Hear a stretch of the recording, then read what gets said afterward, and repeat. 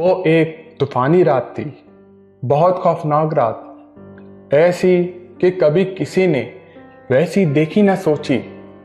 तेज हवा के साथ बारिश ऐसे बरस रही थी कि जैसे पानी के कतरे गिरते ना हो बल्कि कोई पानी उंडेल रहा हो।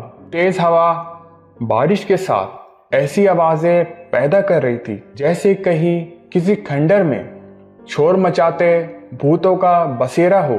आसमानी बिजली थी कि जब जमीन पर लपकती तो लगता था किसी को लेकर ही जाएगी।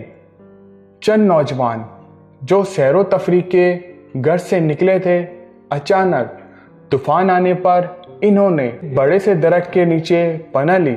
सोचा कि जैसे ही तूफानी बारिश खत्म होगी वो अपनी अगली मंजिल की तरफ रवाना हो जाएंगे। इन सब ने महसूस किया कि आसमानी बिजली इसी दरख्त पर जिसके नीचे इन्होंने पनाह ली हुई है चमकती जरूर है मगर गिरती नहीं। बहुत सब्र के बाद इनमें से एक नौजवान ने सबसे कहा कि देखो भाई, मुझे लगता है कि हम सब पर शक्ति आई है अल्लाह की तरफ से। हम सबको अपने गुनाहों की तौबा कर लेनी चाहिए। इसी गर्ज से मैं तो ये मशवरा दूंगा कि हम में से कोई एक गुनाहगार जरूर है, इसलिए सब बारी बारी इस दरख्त के नीचे से निकलकर दूर जाएं ताकि पता चले कि इस गुनाहगार की वजह से बिजली हम पर गिरती है। सबको इस नौजवान की राय मुनासिब लगी।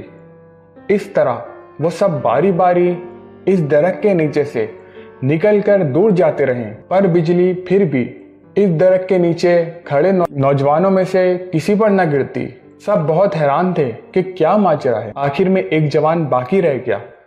सब ख्याल करने लगे कि वह बेगुनाहगार है और इस पर लान तान करने लगे और ख्याल करने लगे कि बिजली इसके ऊपर ही गिरेगी और इसको जलाकर भस्म कर देगी, और खुद अल्लाह का शुक्र अदा करने लगे कि इन पर अजाब नहीं आया। आखिरी नौजवान सुकून के आलम में दरख्त के नीचे से निकला, दूर जा खड़ा हुआ।